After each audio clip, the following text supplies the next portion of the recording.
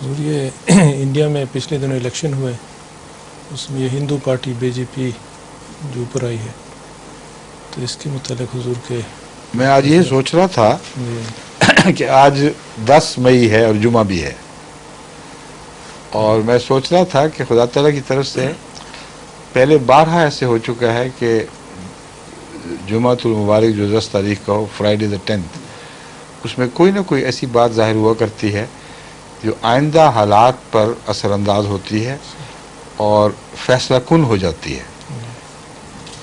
اور کئی ایسی باتیں میں پہلے بیان بھی کر چکا ہوں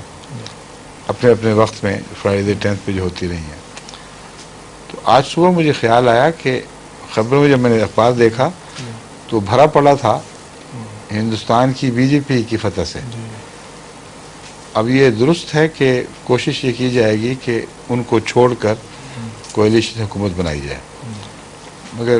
ہندوستان کے اتنے بڑے علاقے میں ہندو پرستی کا اتنا زور پکڑ جانا کہ ایک پارٹی ابھری ہے جو سیاست کو چیلنج کر رہی ہے، جو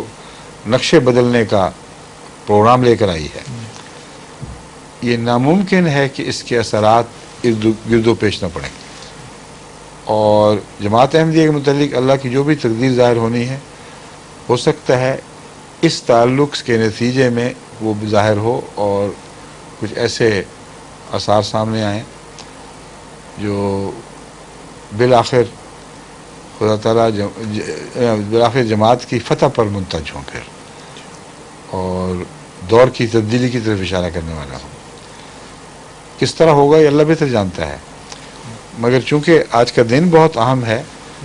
اور خبریں آج ہی کے دن میں یہ نکلی ہیں، جی اس لیے میں سوچ رہا تھا، پہلے مجھے خیال بھی نہیں تھا کہ یہ واقعہ کوئی تعلق رکھ سکتا ہے، تو آج صبح سے میری سوچ اسی طرف مائل ہے کہ یہ ایسا واقعہ نہیں ہے جو صرف ہندوستان ہی پر اثر انداز ہو،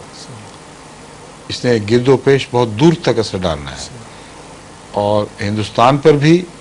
بہت گہرا اثر ڈالے گا، اس سے غیر معمولی تبدیلیاں واقع ہونی ہیں۔ اس لیے اللہ تعالیٰ کے نزدیک اگر یہی تقدیر ہے تو ان تبدیلیوں کی اوٹ سے پھر ایک امن کی صبح بھی طلوع کر سکتی ہے، کیونکہ آسان تکرہ شیئا وہو خیر لکم ولا مضمون۔ ٹھیک ہے،